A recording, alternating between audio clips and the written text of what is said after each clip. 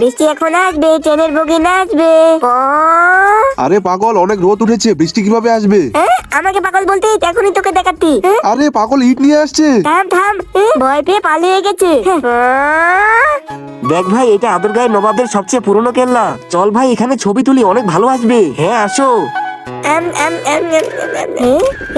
ছবি তুলছে। কেমন আসছে ছবি? হ্যাঁ ভালো আসছে। পালাও এখান থেকে, পালাও এখান থেকে, পালাও। আবে তুই আমাদের ইট দিয়ে মারবি? হ্যাঁ মারবো, যদি তুই এখানে ছবি তুলিস। তোর তো আজকে দাঁড়া দাঁড়া দাঁড়া।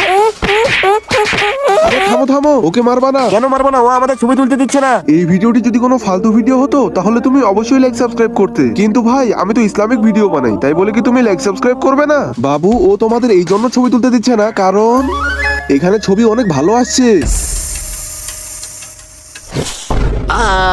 ভাইয়া ভাইয়া ভাইয়া ভাইয়া ভাইয়া, আপনার কি হয়েছে? ভাইয়া ভাইয়া ভাইয়া ভাইয়া।